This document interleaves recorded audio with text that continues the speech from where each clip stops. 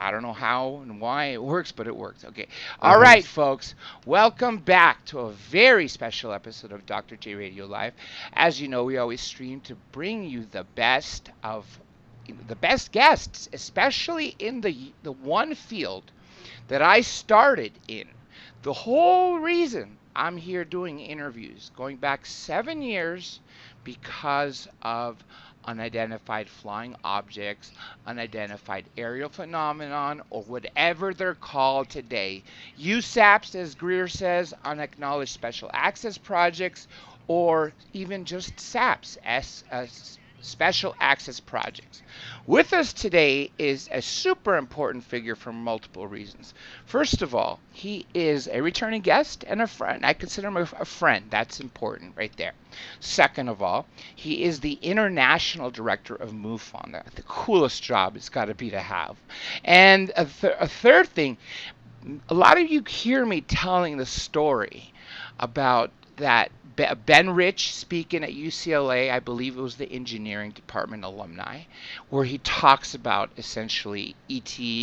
We have ways for ET to go home. There's technology in Nevada desert that would make George Lucas envious. There was a problem in the equation and we solved it. Things like that where it started in. And the person in the audience, the one tangible person we have that heard this, is the one and only person I've been speaking about, Mr. Jan Harzan. Jan, welcome back. Hey, thanks, Dr. J. Great to be here. It's always a pleasure to speak to you. Now, let's take you back to even before that. Let me ask you this. Even before that, had you yourself ever seen anything that could be identified as a UFO?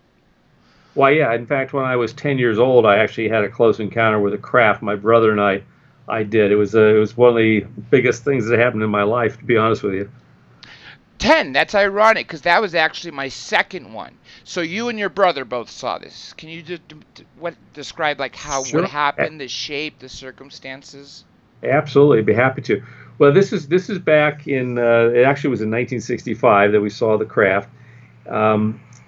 It was amazing. I have to give you a build up to it because back in those days, the newspapers and magazines, UFOs, actually they were called flying saucers at the time, were all over the newspapers and or magazines. And I just happened to read an article by, the head of NICAP, Donald Kehoe. And he was one of the originals. Yes, I yeah. envy you for being able to. He was around, and that was the premier researcher in your day, huh? Yeah, well, he was one of them, and the thing that impressed me about him as a young kid was that he was a major in the Marine Corps and he'd retired. Yes. But here this guy was out talking in the early '60s about flying saucers being real, and he had a military background. At the same time, the military was talking about how there's nothing really to this, and everything could be explained, and don't worry about it. There's nothing to worry about. And so it was kind of this, as a kid who was taught to never lie, cheat, or steal, listening to this thing was like mind-boggling to me. It was just how could, it was just like a dichotomy of, two different worlds, and so trying to piece this together. So I really enjoyed reading about him. But what we came to the conclusion, my brother and I, was that these craft were using some kind of electromagnetic propulsion to do what they were doing. And so my brother was a very, he was kind of like a Tesla kind of guy. He could do things. I don't know how he knew how to do it. I mean, an example was that at 8 years old, he was fixing the neighbor's television sets. Now, how does an 8-year-old know how to fix someone's television sets were actually pretty new back then. Not only new, but the new color sets were just coming out at that time. So we were talking about it, and we came up with this plan to build this pulsed electromagnetic engine flying saucer and build it in our backyard. So we designed a 30-foot craft with 3 pulsed electromagnetic engines. And by God, we were going to go build this thing. And then my mother one day invited us to go to the store with her. And so we went. And as she was shopping, we went to the magazine rack and started looking. And there in the bottom right-hand corner was a little magazine called Flying Saucer Review. Nice. And so we bought it for $1 and took it home. We read it. And it said in there on one of the pages that these flying saucers are seen around military installations, nuclear power plants, and places where anti-gravity research is being done. So we looked at each other and said, well, we're doing anti-gravity research. Maybe you want to come visit us. So I don't know if that's a consciousness connection or not, but within a month, this thing showed up. And what happened was my brother came into my room about 6:20, 6:30 in the morning on a Saturday. Where were you living? I was living in Thousand Oaks, California. Okay, I know exactly where that is. I can't even give you the address. But my brother and my sister still live in the house. So he said, there's somebody trying to break into my bedroom, or someone trying to play with the screen. And so I said, well, did you look out to see who it was? He said, no, I didn't look out. Now, this was like mid-April, 1965. It was right before the time change. Mm-hmm. And so it was really bright outside. The sun was already... This was also when you guys, your generation, when I say you guys, because I was born in 79, you were all worried about nuclear proliferation. I remember in law school, my professor specifically saying that when he was in elementary, they were showing him films about what to do in case the Soviets drop a bomb. And wasn't that the big thing on the news at the time? Oh, very much so. I mean, I can remember as a first grader looking up in the sky and wondering when the nuclear bombs were going to land on top of us, because that was when we had the Cuban Missile Crisis, and we were being told that at any moment, a nuclear bomb was going to be coming raining down on top of us. So we're being taught how to get under our desks. We kind of laughed about it, like this is really going to help if a nuclear bomb goes. That's right. But anyway, so this is the time period exactly, and so we went back to his room down the hallway, and I looked out from the doorway. We looked at the window. There was nothing there, nothing unusual. So I said, well, let's go out in the backyard and see what's happening. So we walked down the hallway, and as we got to the end of the hallway, I'm talking to him, and he said, look. So I spun around to look at a wall of plate glass windows in our living room that were white sheer drapes with the sun coming in from behind them. And basically, I didn't see anything. So I said, oh, what do you want me to look at? And he said, well, when I told you to look, there was somebody standing there, a shadow into the doorway there. And when I told you to look, it floated backwards. And I thought, well, that's a strange description. I mean, who floats backwards? Nobody floats backwards. So I thought he was actually just trying to get one over on me, and just we used to call it a rat fink. If you could get someone to believe something that wasn't true, you get one over on them. So I said, let's go out in the garage. Let's go in the backyard and see what's happening. So we went through the family room, past the kitchen. I noticed on the wall the kitchen clock said 6:30. It was in the morning, a.m. And we walked into the garage and out the back door to the end of the house. And we looked back towards his window, and there was nothing there. So I basically said, okay, you got me. I'm thinking to myself, you got me. You got me out here 6:30 in the morning on Saturday looking for nothing. And I did notice how high the sun was in the sky, and it was quite high up by that time. As we turned around to go back in the house, there 30 feet from us, hovering 10 feet off the ground, is a landing craft with 4 landing gear on it, making a humming noise like a transformer on a telephone pole. Interesting. So we're staring at this thing, and the first thought that goes through my mind is, oh my gosh, these things are real. I mean, it's literally 30 feet from us, and we're staring at this craft. That's close. That's really close. It's like across the street. If you're standing on one curb and you look at the other curb, it's about that far away. So the next thought that went through my mind was, this thing looks like it could be man-made. Why did I think that? Well, the craft itself was like a brick. If you blew it up to 8 to 10 feet long by 4 feet wide by 3 feet high and completely smoothed the edges, I mean, made it into a tank. But it was completely smooth and painted it bright orange. That was the color of the craft. The landing gear coming out, the 4 landing gear coming out of it were corrugated like a dryer hose, that corrugated where you can, like an accordion, you can circular. Yeah, they would come out and drop down, and then there were black suction cups on the bottom. And then between the landing gear on each side, there were crossbars that attached, and they had a little bolt in the center where the bars crossed. So it'd be like a scissoring function. As the landing gear would land, this scissoring function would cushion the landing of the craft. But we didn't see it land. It only was hovering 10 feet off the ground in the sky. It was literally frozen in the sky, which is crazy. But as I stared at it closer, I noticed that it was completely smooth. There was not a seam or a rivet in it. And I don't think in 1965 we had the capability to bend metal that well that we could do it without putting rivets in it or putting some kind of a seam in it. So that's what makes me think it was not ours. Now, The next thing I noticed was that it was only about 3 feet tall. So I'm thinking to myself, these guys, whoever's in this thing, must be very small. And Seriously then small, yeah. very small. And then I thought to myself, well, wait a minute. There's no doors or windows. How the heck do they get in and out of this thing? So, all these thoughts are going through my mind as I'm staring at this craft. Now, interestingly enough, I was never afraid. Neither of us were afraid. It was more we were like blown out, just blown away that we were looking at this thing. And I said to my brother, I'm going to go in the house and get a camera. So I ran into the garage, went to go into the house, and we'd locked ourselves out. Now, Oh. nobody was up at that time in the morning. So I started pounding on the door as hard as I could. And there was actually a discontinuity in my knock, which it could be something else here we can talk about in a minute. But right after that discontinuity in my knock, like my hand went halfway down, stopped, and then went the rest of the way down. And then it would knock, knock 2 more times. My older brother opened the door, and he was up watching TV. And so I ran in, got the camera, ran back out. My brother's standing on the swing set, looking out to the west, and the craft is gone. Now, in my mind, like 2 minutes, 3 minutes of time have passed at most.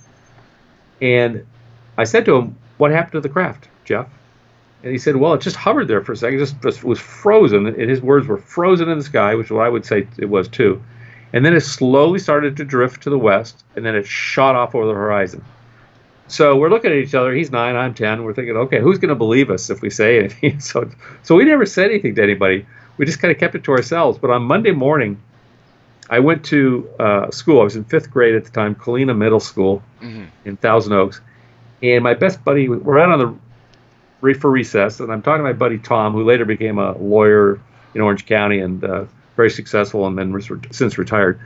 And I'm telling Tom this story. I said, "Tom, you won't believe what happened on the weekend. This craft came, and I went through the whole story."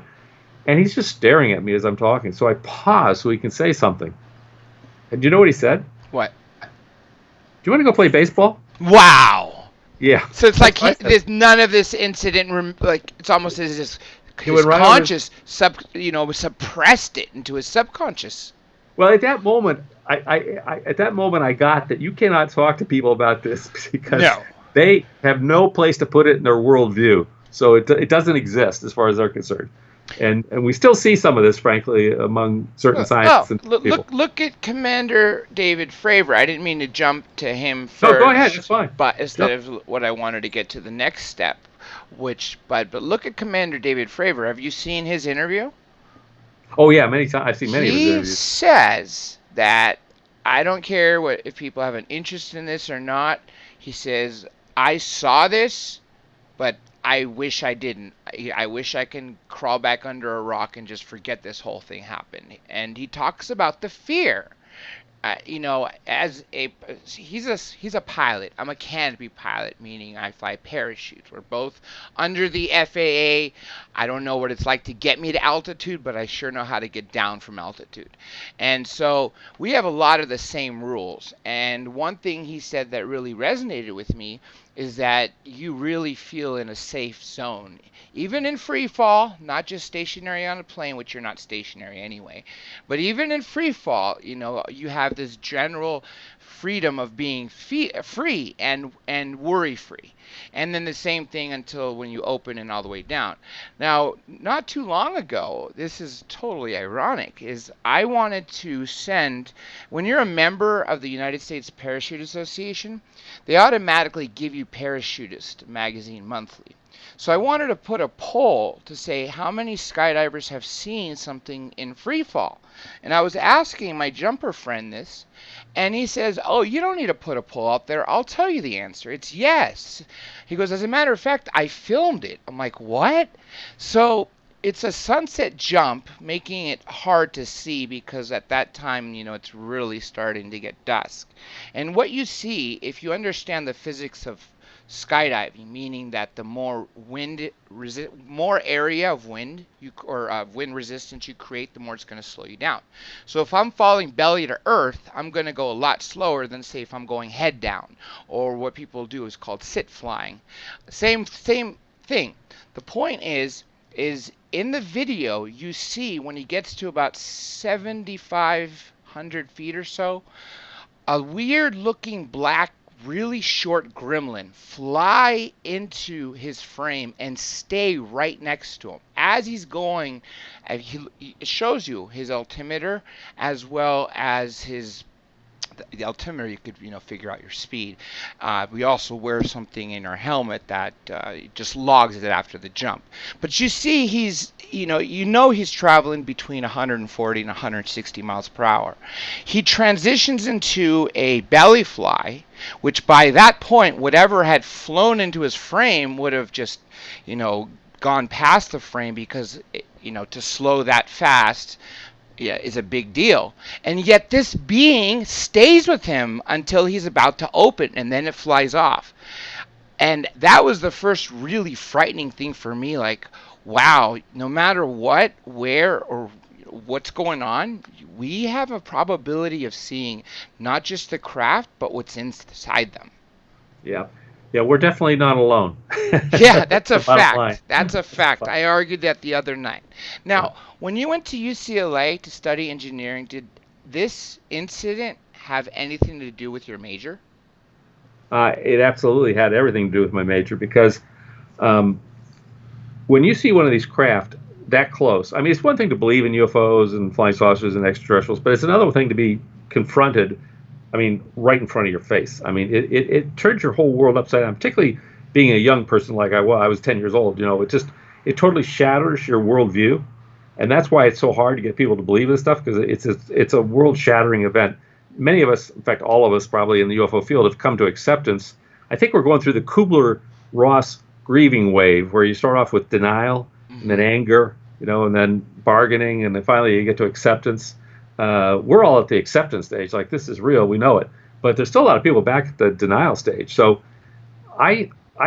for me, it empowered me to want to learn how this crap worked, because I'm sitting here staring at this incredible technology thinking, my gosh, if we had this, we wouldn't have to ram air over wings to fly airplanes for 18 hours to get to Asia. We could do it instantaneously. It would be effortless, probably much more comfortable than sitting in a cramped coach seat on United Airlines. And then also the power implications, the whole free energy part of this thing. There were no burning elements, right? Yeah, there was no gasoline tank or big helicopter rotor flopping around. It was just this craft sitting in the sky making a humming noise. That was all that was there, keeping it in the air. So for me, it inspired me to say, I want to go figure out how this thing works. And so that's why I went to engineering school. Originally was an electrical engineer. I switched over to nuclear because I thought it had something to do with either electromagnetics and or the nuclear part of how things work. But I was quickly disappointed in that I quickly realized that our level of mathematics and physics and science at that point wasn't going to be able to explain what these things were doing. So I got through engineering school, and I went to work for a company, IBM, because IBM had a huge research. Well, for two reasons. One is I was trying to find a job, and computers were kind of the thing of the day back in the 70s. I mean, that was the computers were what you've got in your hand today as a cell phone cost about $10 million back in those days, and we filled rooms full of data disk drives and computers and everything else. But be that as it may, I mean, I went into that field because IBM as a corporation spends $6 billion a year on basic research, and I'm talking basic research. Yeah, R&D, straight up R&D, right? Right, but see, a lot of companies do R&D, but they do applied R&D. If it doesn't specifically create a product, they don't do it. What IBM does is they go look at the basics of science. They go look at what is a material made out of, how is it made. They're the ones that discovered the scanning tunneling microscope that allows you to look at the atomic level. Let me ask you this, because I've always thought this. Did you read the book The Day After Roswell? Correct, yes. See, for me, I found that humanity is generally, the most part, good, and we really don't have reason to lie. And I never thought once that Corso or Lazar or anybody's lying. So when pieces of evidence come out confirming the story even more, it's like, I told you so, as opposed to like, oh, yeah, they weren't lying.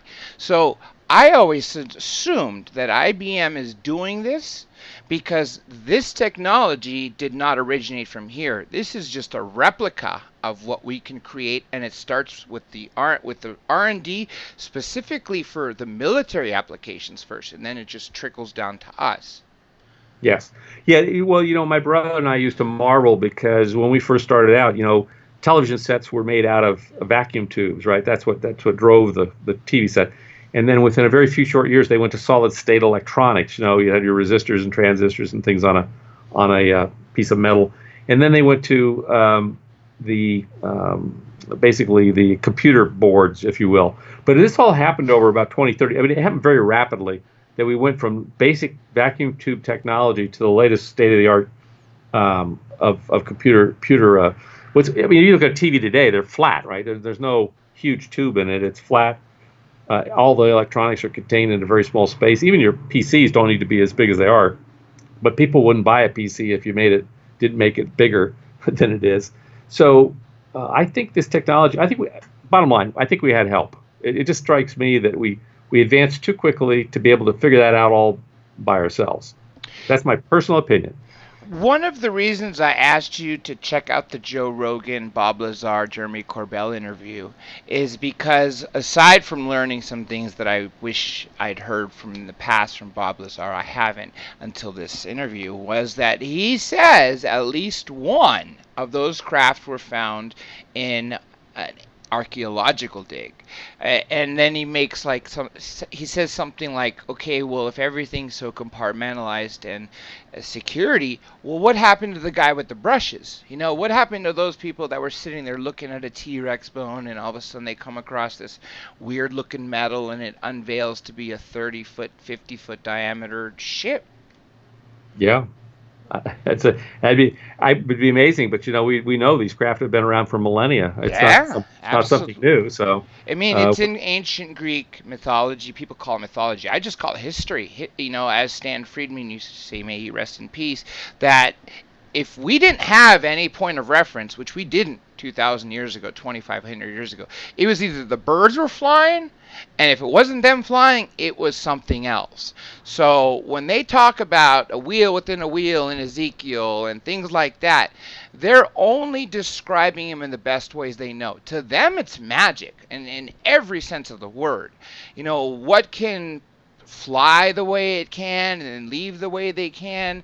I always thought that an angel painted with wings, and if you think about the painter in his reference in his mind, say 2,000, 3,000 years ago, what if he's trying to convey to us that the reason why they're painted with wings is because they're just have the ability to fly in craft? yeah, because they would be observing birds, right? And that would be their thought of how you fly, is you got wings to fly. So that makes sense. Yes, yes. Now, so let's go take you to Ben Rich. What year? The setting? UCLA alumni, right? March 23rd, 1993. I'll 93. remember it. Got Yeah, it. 93. You'll never Yes, forget that. Okay.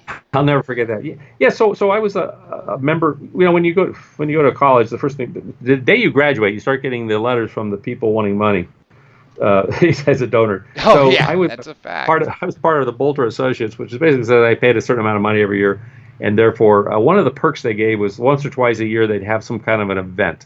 Might be going to a football game or it might be going to some kind of an event. And I got a flyer from them basically saying that Ben Rich, he was a UCLA graduate of the School of Engineering many years before me, but will be speaking to the engineering alumni on this date.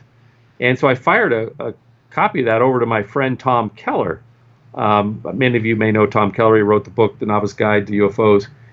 And I said, hey, Tom, because Tom is also a graduate of the UCLA School of Engineering, just by happenstance. But I said, do you want to go to this event? We go hear this guy talk about the Lockheed Skunk Works. Sure, let's do it. So we ended up going to the meeting. There were about 200 engineers there, and engineers are exciting kind of people. I said, just being silly. But they are. I'm a son of one, an aerospace engineer at that. Yeah, they're pretty straight. They're pretty straight laced. So, Very. And we sat in the front row, and it was interesting because some of the things he talked about in his hour-long talk it was all about his time at the Lockheed Skunk Works, starting in the 50s all the way till the early 90s when he retired as the chairman. And he talked about the spooks. He spent quite a bit of time talking about the secrecy and the fact that he thought it was no longer necessary based on the fall of the Berlin Wall back in '89, 4 years earlier. He talked about the fact that even in the room there, he could see there were spooks there to watch what he had to say. It was a very interesting talk. He said these words, which were really quite interesting to me, based on the fact that 9/11 happened not too many years later. He made a comment. He said, "There's no secrets in the world," and I thought that's a weird thing to say. There are no secrets in the world.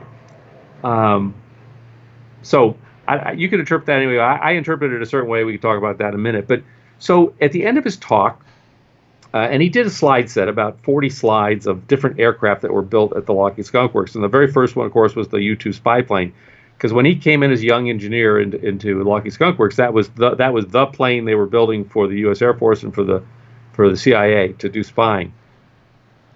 Now, his project was the SR-71, which even to this day... Blackbird, my favorite the plane. Blackbird, Yeah. Even to this day, that's one of the... I mean, I don't think anything can fly higher than it. I don't think anything can fly faster than it. That's right. That we know of, that's been announced. And that was built in the early 60s. Well, that was his project. As a young 20-something engineer, he was the guy who put that together and made it work. That catapulted him in Kelly Johnson's eyes, who was then the chairman of Lockheed, to be groomed to be his replacement when he retired. So Ben became his replacement. And he went through a bunch of other projects that have been canceled, spun up by the Air Force or the CIA and canceled. We saw some interesting things. I'm trying to think what some of the names of them were. But ultimately, he got to the F-117, which was the stealth fighter. And his comments were that the stealth fighter, the way they came to know how to build that was a Russian mathematician had come up with the equations, the mathematical equations for stealth.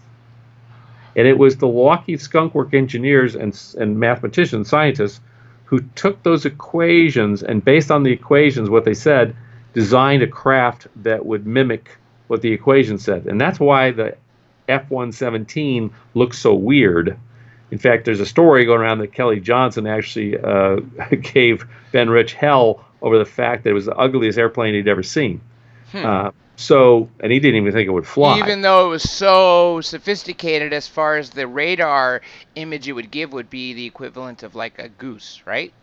Right, but think about it. Kelly Johnson grew up in the age of the sleek airplane. The sleeker the better. Make it move through the air with no resistance. Wow. And here you've got this thing that looks like a cardboard pop-up. Well, it's very different than the Blackbird. That's aesthetically it is. Definitely different. So he ended his talk with the last slide was a black disc zipping off into outer space. And these were slides, so it was a rendition of an artist of a black, I'll call it a flying saucer, but it was a disc zipping off into outer space. And he ended the talk by saying these words: "We now have the technology to take ET home." And the entire room burst out laughing because they thought it was a joke. And Tom and I just looked at each other and said, "Did he just say that? That we have the technology to take ET home?" So afterwards, there was a little polite Q&A. And then the room kind of started to empty, and about 15, 20 of us or so went up and surrounded Ben, like we do at most meetings, and started asking him questions. And during that discussion, it came out that there was mathematical equations that had been solved, and he basically said there was an error in the equations, and now we know that he meant the Einstein's general theory of relativity. He wouldn't tell. I actually asked the question, Ben, which equations are you talking about? Because I thought maybe he was talking about Maxwell's electromagnetic set of equations, but no, he was talking about Einstein's general theory of relativity. He said there's an error in the equation, we found what it is, and we now know how to travel to the stars, and it won't take us our lifetime to do it. So we're all looking at each other like, wow, this is pretty advanced stuff. So that's where he kind of broke out and kind of talked about it. So there's been some banter back and forth. Well, have we really done it? Have we not done it? Personally, I think in the black world we've probably done it, but that's my personal. I hear from other people who are part of the government and different things are saying there's no way we've ever done it. But what I've come to understand is that our government, and not even our government, but these projects, these black projects, are so siloed that the one project has no clue what the other project is working on. So you could discover something. So compartmentalized. Oh, absolutely. Yeah, I mean, honestly, they don't know what the next guy's working on. It's completely blacked out to them. And so we could have discovered faster than light travel 10 times over, and it's been designed, classified, patent stolen, all that, right? Well, I'm just saying it could have been built and then dismantled and the program shut down, because what I'm told by the guys, and I've asked them about this, is that when a project is closed and it shuts, they destroy everything except for 2 copies of the final report, and they go into 2 separate vaults and never to be seen again. Wow. So how does that help us advance as mankind? Destroying all this good. I mean, we're spending billions of taxpayer dollars on black projects, and unless it goes to help serve the military or the intelligence community, which is what it's there for, honestly, when do we transfer that over into the white world so that you and I and the rest of humanity can take advantage of it? I think that's kind of what's going on with TTSA, if you want my opinion, is that we're trying to reinvent this in the white world. TTSA. What's that mean? To the Stars Academy. Oh, duh. Yeah. That's from Blink 182. I'm blanking on his name. Tom DeLonge. Thank you. Yeah. Lou Elizondo. It's Yep. Chris Mellon. It's Hal Putoff. It's Stephen Justice. And it's Jim Semivan. So it's this group of gentlemen who've all come out from different parts of the government, now retired, who want to make this known to the world, and they want to build on the science behind it and do technology. So this may be the first step towards seeing this stuff created in the white world, which I think is positive. I'm all for it. Oh, I agree with you, but I had this argument the other day saying that we are sort of irresponsible for technology, society-wise, and I think if we had something so powerful, the way Bob Lazar describes it is, all of a sudden you cannot just, go faster than light. You can create wormholes, you can create force fields, etc., time travel. Well, imagine if, one country decided to put force field on all its battleships and all of its jets. What would happen then? Well, yeah, I mean that's one of the challenges, right? Is we tend to use it to blow ourselves up rather than to help each other. Like the nuclear weapon, when we figured out how to split an atom, first thing we did was not create power for households. We used it for a bomb. Exactly. Yeah, and truthfully, all the great advances in humankind's history, have been military applications first, and then they're put to use for the betterment of humanity. But I think we should get out of that mode, frankly. I agree, especially with this technology, if it's this dangerous and it could unify us. I mean, if the way Bob Lazar describes it is, it obviously questions about theology and philosophy will have to also be answered, but it's going to affect the economy. We won't have to be taking fossil fuels anymore. We won't have to burn coal for energy or any of that. Exactly. I think the good news is I think that the dam has broken, the water's flooding down the valley, and we're on our way towards opening this up for everything. The real challenge is, and this is why it's been kept secret for all these years, and it's not that the government or the military doesn't think that you and I should know this stuff. It's really because it's national security. The technology, right? Yeah, it's the technology. If this were in the hands of an adversary, and they had it and we didn't, or they had it and we did have it, it could be threatening to our way of life. So they've kept it under wraps, and they've used some pretty brutal ways to do that to keep people from talking, etc. We all know what that is about. Oh yeah. But I sense that there's an openness now to let the general public at least understand the fact that UFOs are real, that they represent advanced technology flying about our skies, and they're not from here on this planet. Of course, I have yet to meet right now, if 2019, talking to any teenager or even college student, not grad, but I'm talking about bachelor's or below. All of them, without a doubt, aliens are real. They visited us. Yep, I think that's pretty true. And that's kind of what I get with people. What's always shocking to me is how people kind of look at this and they kind of say, "Oh yeah, so what? Aliens, we know they're real." It's like oh, I'm gonna go watch my football game now, or I'm gonna go do. Yeah. For me, I'm riveted to it because I like the technology, and I'm just thinking, oh my gosh, let's get out in the universe and let's start exploring some of these other galaxies, some of these other star systems, some of these other solar systems. And we can with this darn technology, and that's what blows my mind. Now let's bring you back 30 years, 1989. Bob Lazar first talks. I remember with that. I remember first hearing Dennis before I learned about Robert Scott Lazar. What did you first think?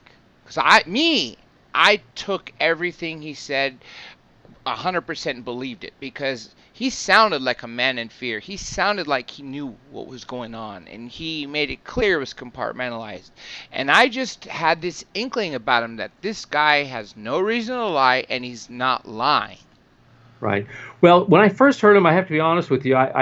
My thought was, this is interesting, and I sure hope it's true. But I wasn't sure why he wasn't more specific about how the technology worked. I mean, he talked about the waveguides, the gravity waveguides. He talked about element 115 and different things. Of course, in those days, there was no such thing as element 115. It hadn't been created yet. Not and even right now, we haven't even found the stable isotope of it yet. Right, exactly, and that's what he's saying, is that it was actually the stable isotope. But and then of course he disappeared, so you didn't know what that was all about. Why did he all of a sudden disappear? But I understand now, 30 years later, because you don't win friends and influence your enemies by talking about UFOs. I'll tell you, this is the one topic that's not to mention the raids. Poor guy, two FBI raids and his bomb squad, hazmat, computer science. I mean, holy crap, like what were they? It's almost as like, okay, this happened 30 years ago, let's just remind him until the day he dies we're watching him. Yeah. And after having watched the movie he did with Jeremy Corbell and George Knapp, yes, had an opportunity to go to the premiere in Los Angeles and then actually go meet him personally. I think the guy's 100% real. Yeah. Now, can I prove that? I can't prove it. But I don't know why he would be lying. I mean, I've been in this field long enough to know that there's no money in it. Number two, there's no fame in it. And number three, if you want to have most of your neighbors turn their back on you and do something else when you're around, I mean, it's just not something that's it just doesn't, there's no gain in it for someone to make a story like this up and then run around telling people about it. There isn't, and also he could have come, as he said in the film, he could have come up with a better lie. Exactly. So yeah, that's why to me everything right there was believable. But even now I have questions. And I know the Kapoor guy doesn't want to be bothered, but the questions I would want to ask right now, because if you remember when he spoke at the International Congress? Yes, I was there. So he talked about like the candle experiment where they,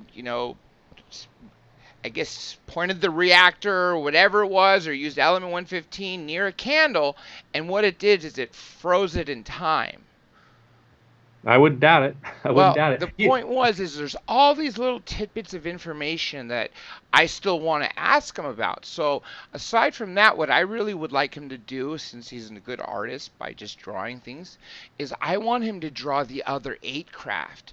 The one that he said looks like a Jello mold. I really can't, in my mind, picture what a Jello mold craft looks like. And here's the biggest thing. If the briefing documents he read were exactly right with respect to his project, who's to say that everything is written in them is 100% true? I want to know what is in all of those. That's what I really want to know, more than anything.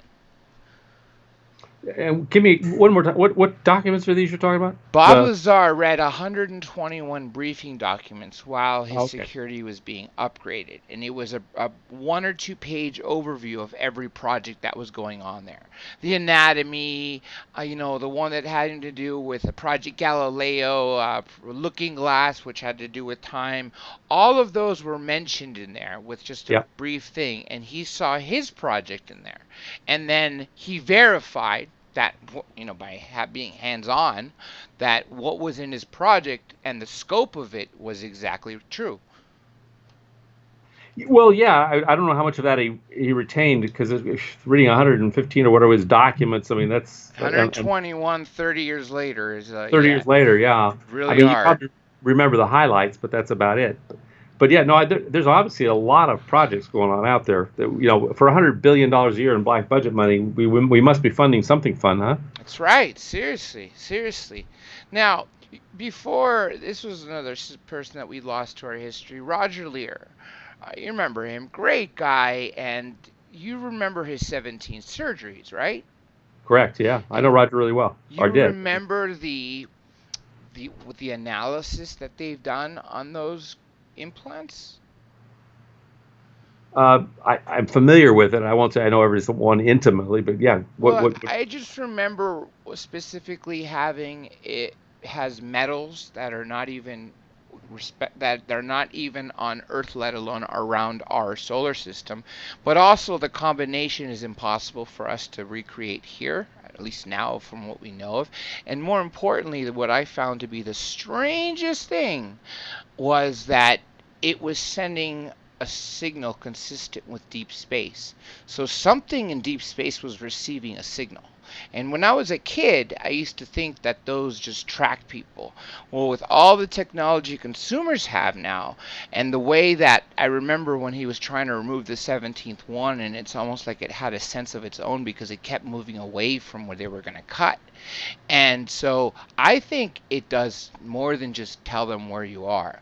I think if they insert that thing into you, and I'm hearing reports from abductees, saying that like they have abductions that they recall where their eyeballs are sort of removed, and they see the ligament of it, and then a chip is placed or an implant's placed back there, a place where we can't get it basically. But I think it controls things like neurological functions. It helps them knock you out.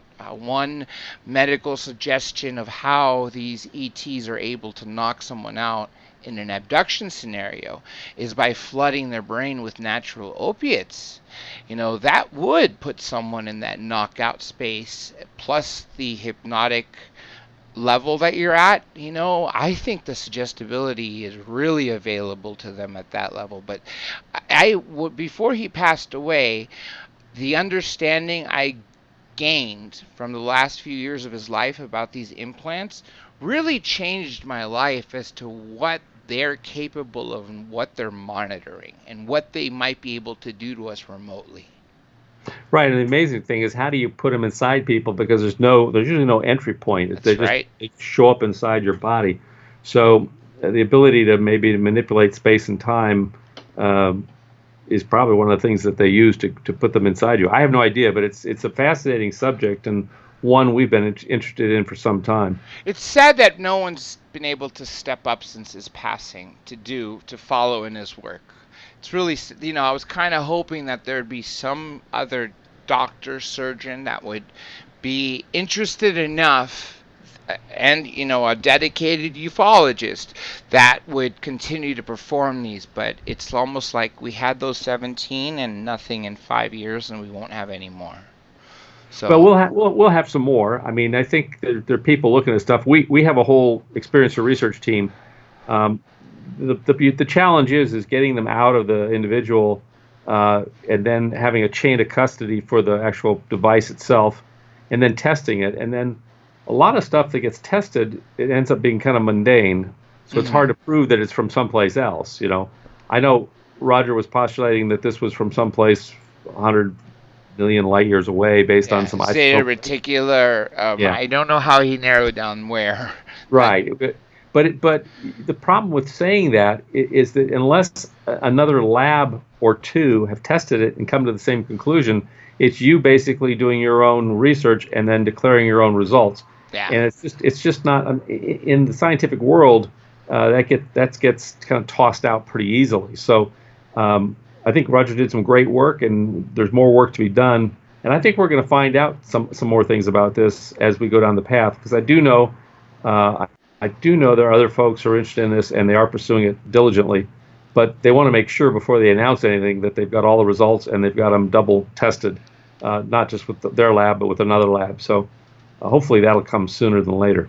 Yeah, and it's such a shame. I'm sure you heard of this. We lost Richard Shaw recently, and he was the filmmaker who put up the money for the last surgery and for the laboratory to look through it. I think he did go to more than one lab, and that's why the only thing he wanted to make it a point to what was speculation versus what was objective. And what was objective is the difficulty in cutting it, and at least what the lab said is the combination of metals. It's just weird stuff. So this has all been happening under our nose. When did you become the international director of MUFON? August 1st, 2013. Okay, so yes, you've been around because that's when I met you in 2013. Now, so you've been around for the citizen hearing and everything that's come out since then, right? The release of the 3 DoD films, the new Bob Yes. Lazar video. What would you say, including with what you knew, for instance, the Phoenix Lights, right? We all remember that. And then our own personal stuff.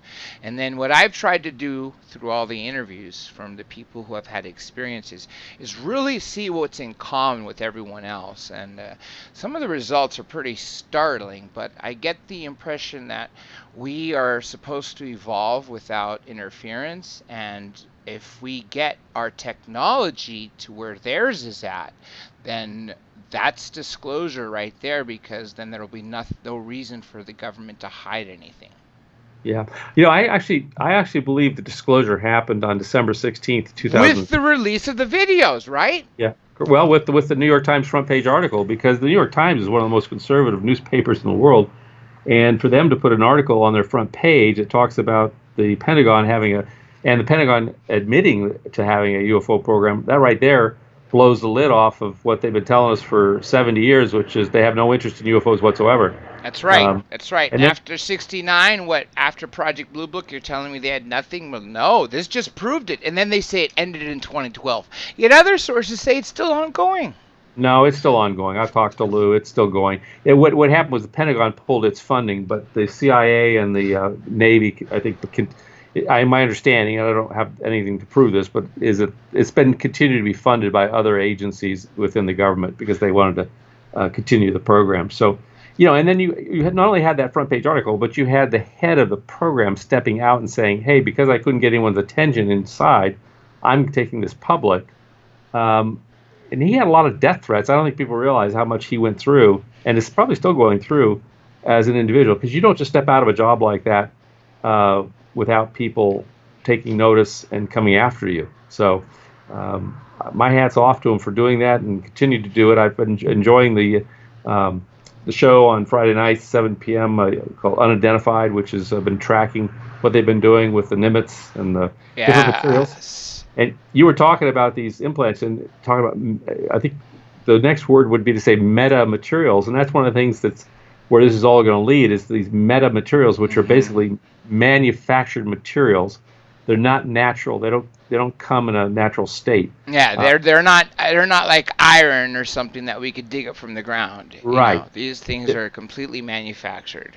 And if you can start building things atom by atom, going back to what I said earlier about IBM and having the scanning tunneling microscope, where they could actually move atoms. Single atoms, I know, that's just bizarre. Like, I mean, on your fingertip, right? Just take the tip of your finger. I mean, what is there, millions or billions of atoms right there? Or just on the head of a nail or even a pin, right? A pin, yeah. I mean, it's just bizarre, and you have this machine where you could see the individual atoms. Yep. And you can start moving them around and creating your own materials. So I think that is going to become a bigger and bigger thing. And I think I can't even imagine all the breakthroughs that will happen because of that. So who knows? We'll be manufacturing our own implants one of these days. I know, right? You see, and do you know this? This is another reason why I really, really urge you, if you got the time, you don't have to watch, just listen to it on your way to work and back. The Joe Rogan interview, JRE Lazar is all you search for, right? One of the things that they talked about too is, there was a few things, is that the primates in the wild have entered the Stone Age. And then when I did my own little, research, Google rabbit hole down that path, you see pictures of, I think it's orangutans that are actually spearfishing. You see monkeys and other sort of primates, using rocks to break berries and totally different things. Like, this is what we supposedly did thousands and millions of years ago. Well, what if, I've said this the other day, what if they're entering the stage that we did, because this is the way evolution works. And when we finally get to that place where we're able to create things atom by atom, and then we meet those other civilizations that have been doing that. And then our next step would be to start, say, terraforming Mars or other planets. And then we find some species on there.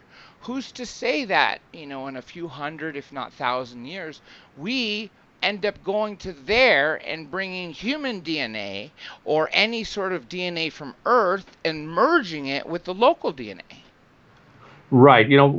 What I say is I talked to a number of faster-than-light physicists who are working on this problem in the white world of how to go interstellar as a civilization, which is our next step really in space, other than going to Mars, but it'll be the next step to go interstellar. And, if you think about it, and I'm told by these guys, it's probably 20 to 30 years away, maybe 50, but not much further, that we're going to have this capability. If you think about it, if we're out interstellar, let's just say we went to another solar system within our galaxy, and we're circling above a planet that's got indigenous life on it, and we go down and we interact with that life, however that would be, whether we talk to them or bring them on board our ship or do experiments on them or knock them out and track them with implants or however, whatever we do with these people, we now become the aliens.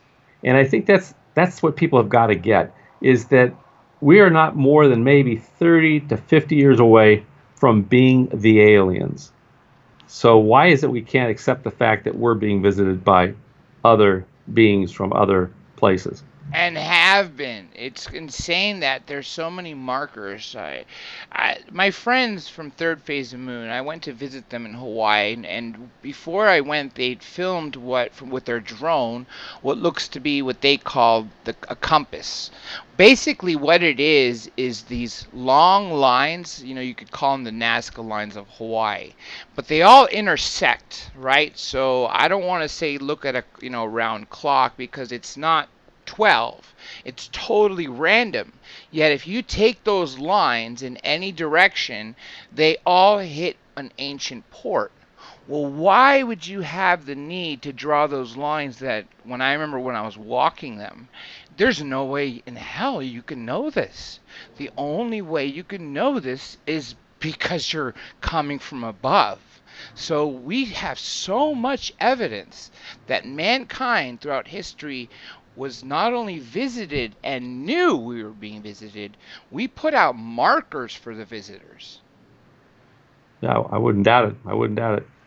I mean, this has been going on for so long. It's crazy. What's even crazier is the fact that, for the last 50 to 70 years, the vast majority of the people on this planet have kind of just stuck their head in the sand and not believed it. And unfortunately, our intelligence community and our military have reinforced that anyone who's involved in UFOs has been crazy. So that wall just came down December 16th, 2017.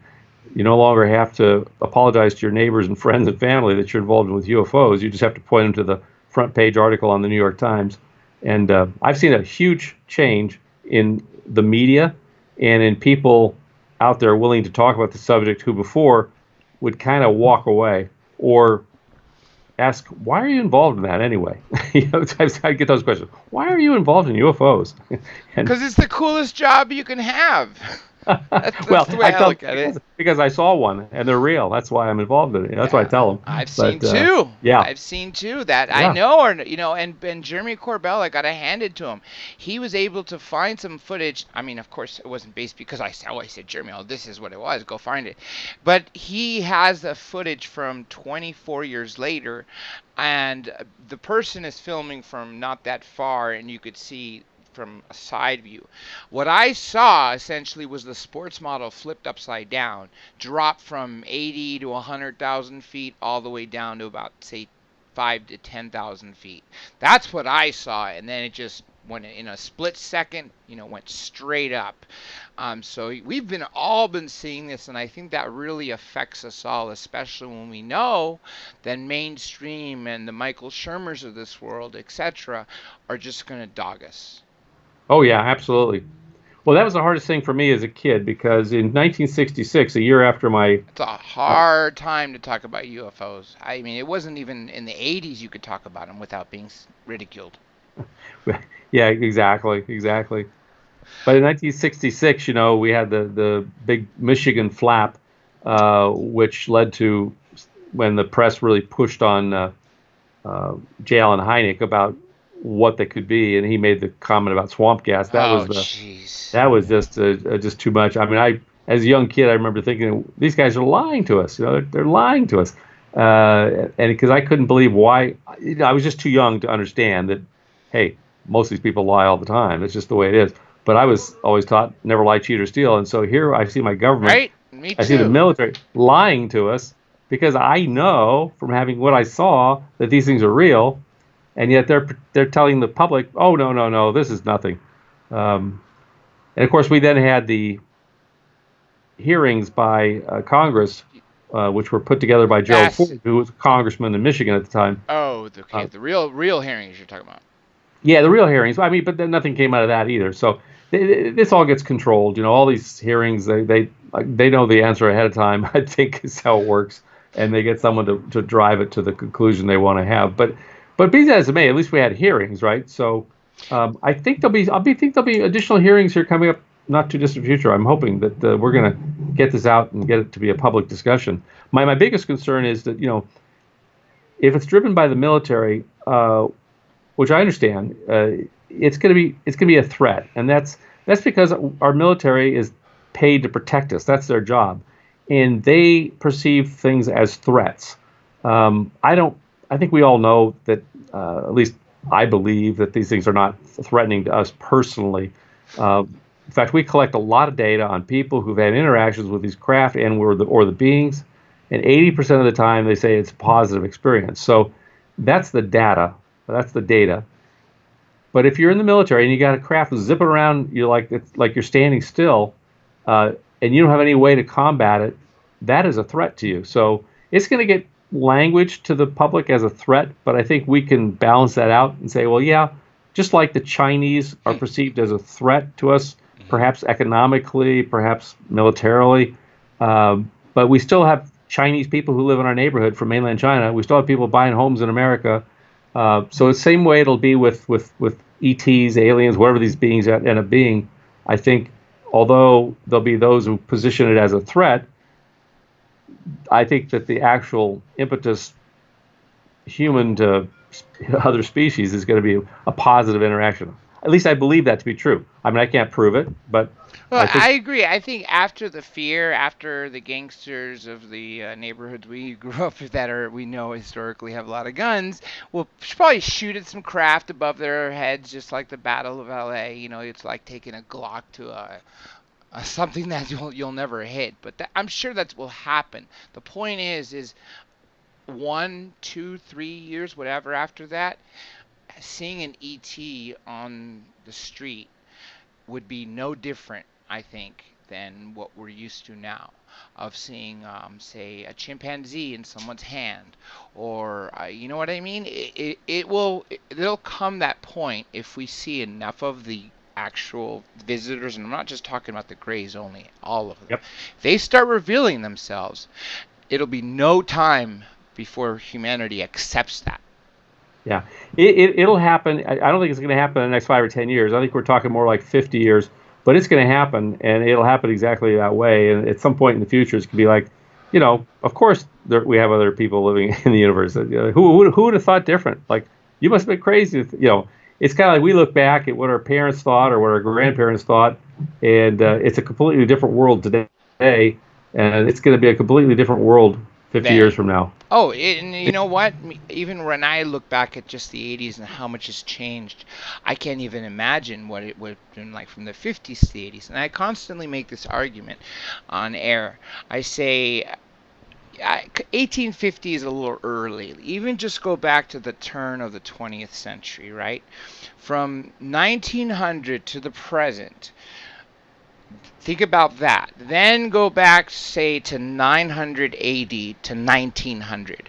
How much changed in technology did you really see from that 1,000 years versus this last 120? A lot of coal burning. Right, but virtually that's it. You didn't see, the availability of Right. electricity everywhere. You sure didn't see the understanding of how nuclear fission and reactors and bombs work or anything like that. You didn't have manned flight other than balloons. I mean, all this stuff, and then on top of what mankind was able to do, it seems like we've been seeded all this extra stuff that Yeah. I don't think we would have come up with on our own. I really think that. That's my own opinion. No, Now, I would agree with you. The 20th century is going to be looked upon as the age of enlightenment. I mean, we came out of being an agrarian society into manufacturing and everything else, and all of a sudden we got a extra big push by someone to help us yes, get to where we are today. our visitors. Our visitors. Now, before I get to questions, there's only two topics else I wanted to cover. Before we get to the symposium, can you talk about the Admiral Wilson memo? Well, only what I've read and what everyone else has read. I mean, I haven't done a lot of study of it, but I believe it's real. What's the And gist of it for those people who haven't heard of it yet? well, hopefully I've got it correct here. But I mean, it's basically, is this where Eric Davis, his email got outed into the public I domain? believe so, but it talks about when Admiral Wilson met at EG&G in the parking lot in his limo. Yeah, I'm not sure I'm completely up on that. But if it's the one I'm thinking of, it was that a lot of the stuff that has been talked about and kind of been folklore in the UFO field was confirmed to Eric Davis as being true. Yeah. And so, like, yes, we have aliens, we have alien bodies, we've done alien autopsies. Yes, we have the crashed craft. Yes, we've done this and the other. So a lot of it was confirmed that we're not alone and that this stuff has been, in fact, worked on for many years. Is that the one you're talking about? Yeah, the Special Access Project. That's it. Yeah, yeah.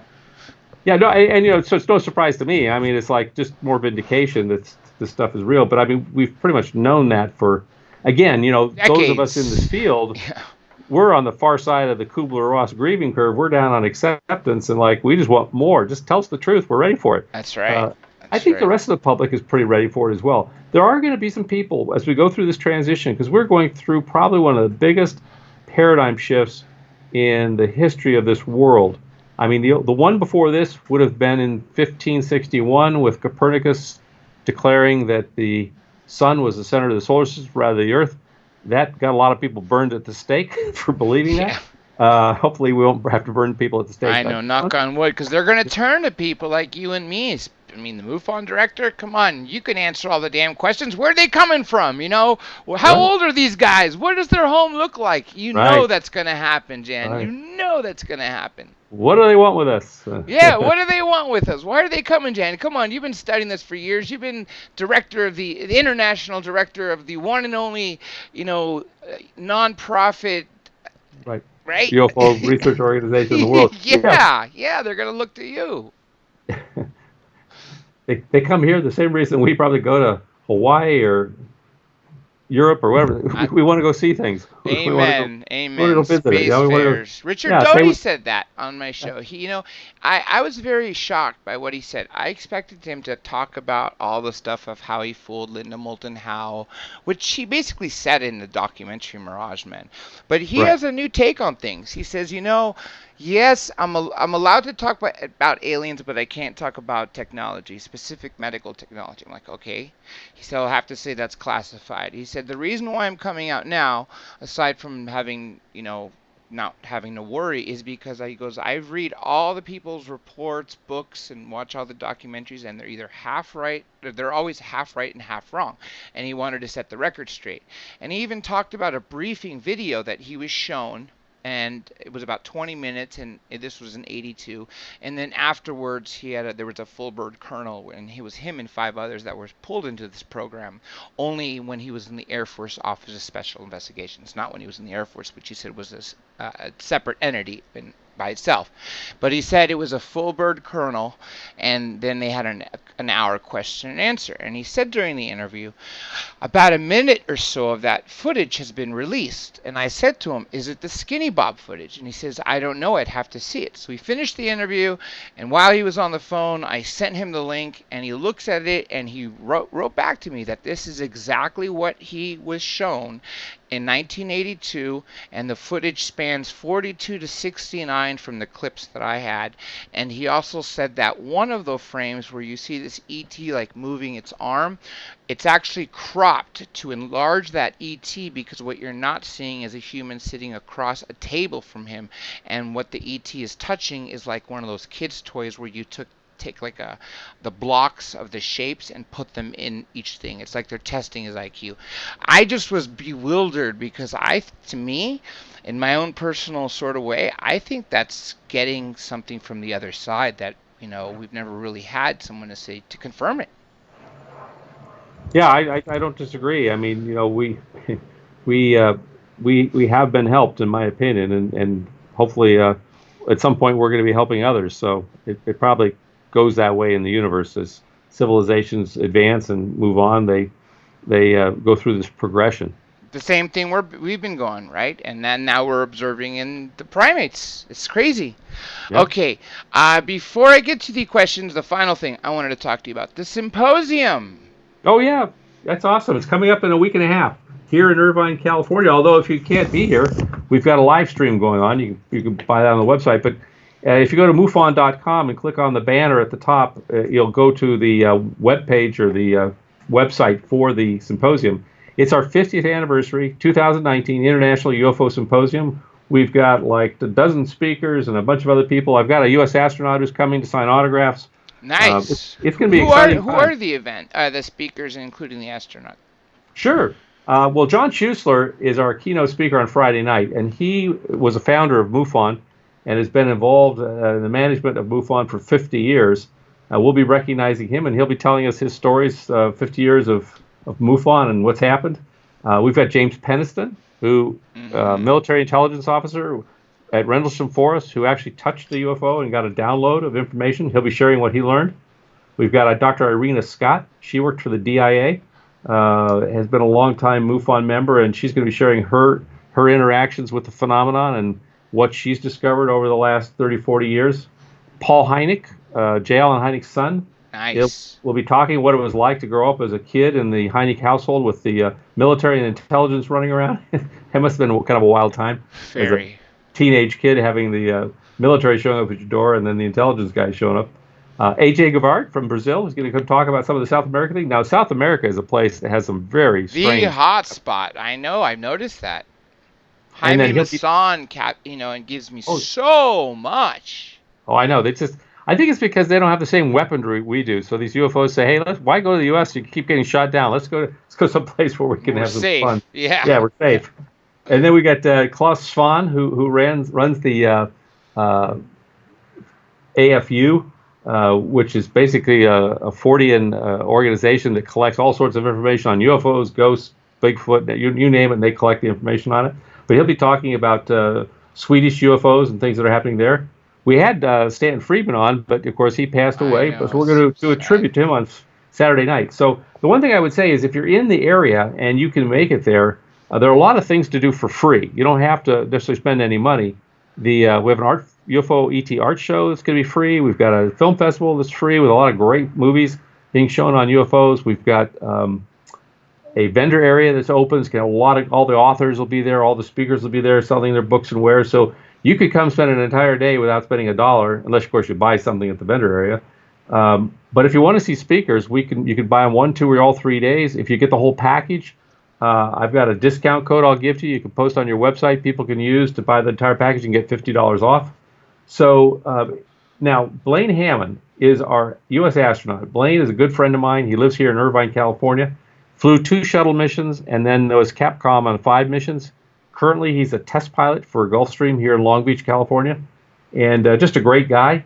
He's never seen anything himself, but he's related to Mandel, the military pilot that supposedly got shot down by a UFO, and he believes these things are as real as the day. So we're starting to see a lot of people who uh, heretofore probably were not big UFO crazy people like us, but they're now getting involved because it's safe to do so and get involved. Very safe, yeah. Very safe, yeah. One of those is Dr. Michael Masters. He's a PhD out of Ohio State. He's going to be talking about his theory that these could be us from the future coming back as time travelers. Interesting hypothesis. He'll be using his anthropology PhD and his physics PhD to do that. Joseph Burks. I don't know if you know Joseph Burks. He was one of the original guys with Dr. Stephen Greer and was out on a number of CE5s where they brought in huge craft. And he'll be talking about interacting with non-human species and what that could all be about. Very, very critical thinking kind of a guy. And then we're going to wrap up with Paul Davids. Paul Davids. Yes, Russian. No. I'm thinking Oh, the wrong guy. Paul you're thinking of Davids. well, you had Paul Stonehill. And we do have Yeah. Paul Stonehill. He's going to talk about Russian and Chinese UFOs. But Paul Davids will Wrote be the our Roswell movie, right? That's he was the producer for the Roswell movie. An outstanding thing. And what got him involved in this was when he was living in the Hollywood Hills. One day, his daughter yelled at him, Dad, there's a UFO. And he said, oh, yeah, right. And she came, no, Dad, you got to come out right away and see this UFO. He went outside, and this craft went within, I think it was within at least a quarter of a mile of it. It wasn't very far away. Went across the sky, and he watched this thing zip off out into outer space. And he's been a changed man ever since. The other interesting thing about Paul Davids is he's also a magician.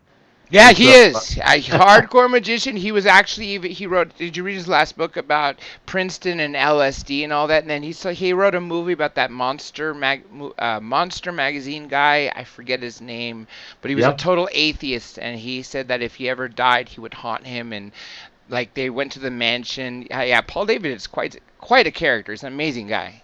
Oh yeah, absolutely. He's a wonderful person, and he'll be speaking. And then Adam Curry is going to talk about consciousness. He has a consciousness app he developed, but he's an entrepreneur here locally who is taking basically anomalies and turning them into products for people. So he's got a patch that you can put on your body that actually heals your muscle tears and things like that. It's being used right now by the major golfers in the United States. They're all the PGA golfers are using it to so that they can play rounds of golf without pain or discomfort in their game. And that's one thing. He's also developed, not him personally, but his company has developed a replacement for Freon called Bluon. And wow. It's totally safe. It's biodegradable and doesn't harm the environment at all. So he's just one of these outside-the-box kind of thinkers. And he worked for Dr. John at Princeton and in the Pear Lab, did a bunch of conscious research with ions and things like that. So I'm really looking forward to his talk. And then, of course, we have Cheryl Costa, who'll be talking about some statistics. Yes, she's great. Yeah. And the statistic she said the most is that it's the Saturn-shaped craft are seen the most. I was blown away.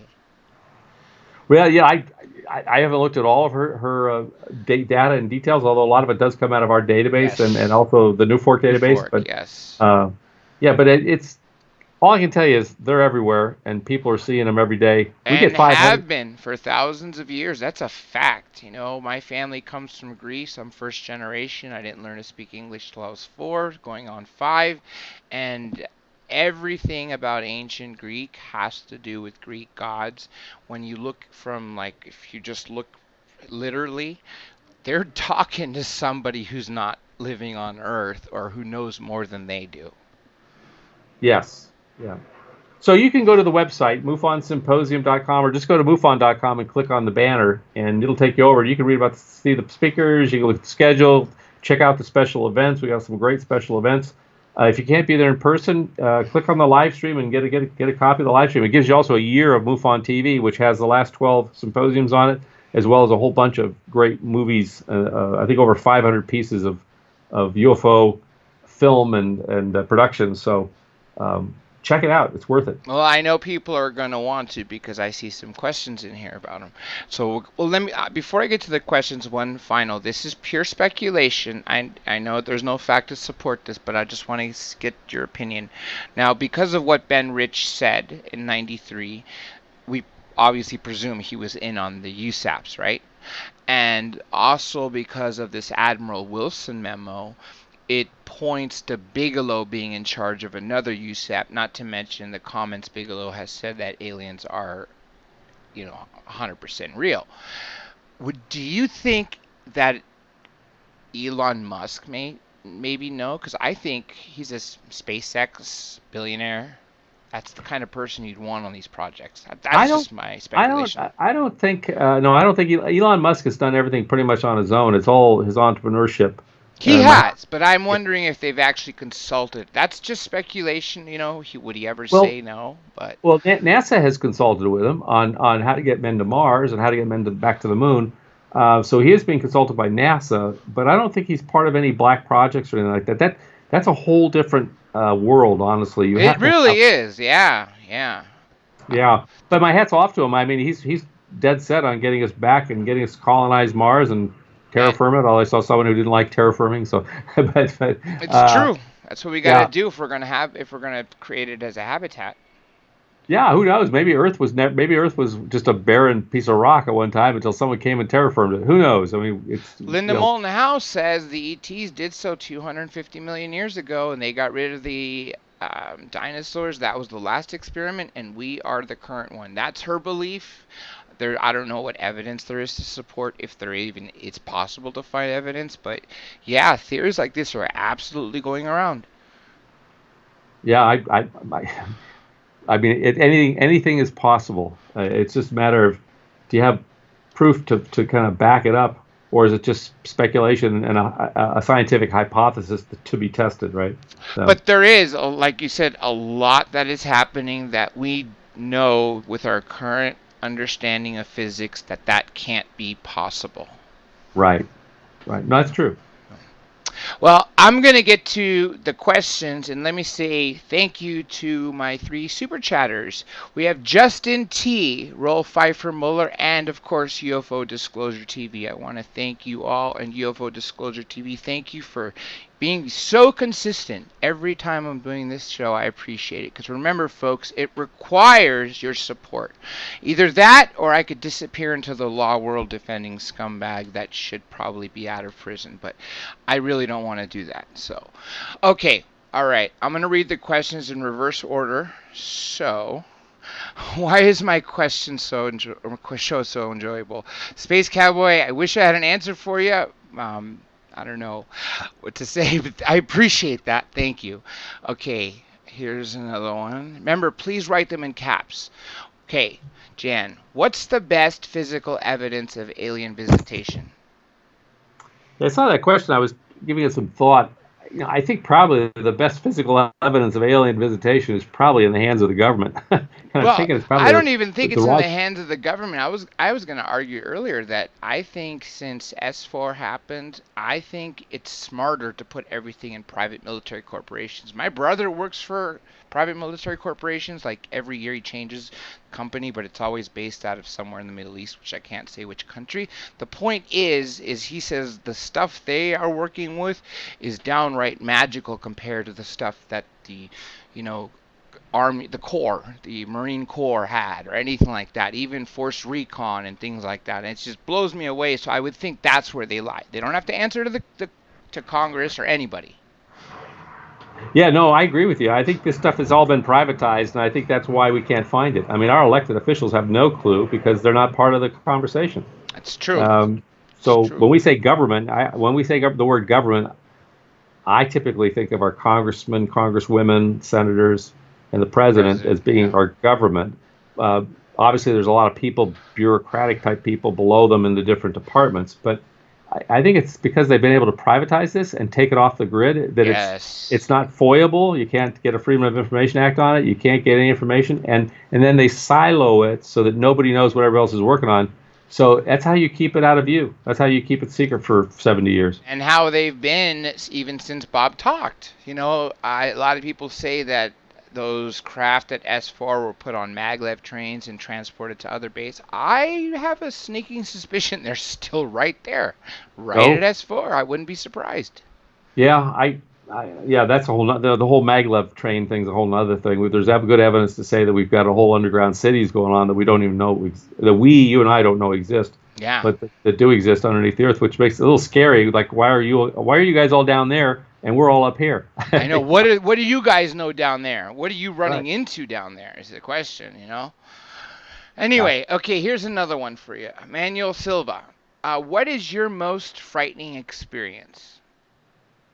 Oh gosh, well I'll tell you, as a kid growing up, I had a number of paranormal things happen, and one of them was one day I came home from work because I was working a double shift at a restaurant, and I took a nap, and I was into photography as a kid, so I had blackout windows in my room, so the room was pitch dark, and I had a dark room set up in there. But as I was sleeping, all of a sudden I heard a tool move, and my father had his workbench out in my room, and all of a sudden I heard footsteps, and then I heard papers rattling, and at that moment my dad opened the door to come into it was the garage. He turned their garage into a bunk room. That's where I was living. And I jumped out of bed. I mean, I was freaking frightened as all get out. And I said, "There's somebody in the room, Dad." And we searched the entire room. We checked the back door. It was locked. We didn't find anything. A month later, I'm sleeping in the same room, and my brother, 3 in the morning, wakes me up. He's like crying out in fear. And I leapt out of my bed, ran literally over the top of him to the desk to turn on the light, and he was crouched down looking around the room. And I said, "What's going on?" He says, "I heard some noises." I said, "What'd you hear?" He described the exact same thing that I heard. Now, Ooh.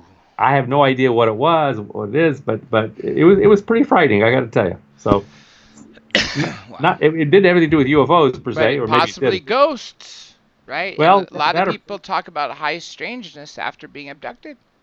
poltergeist, I don't know. It was something.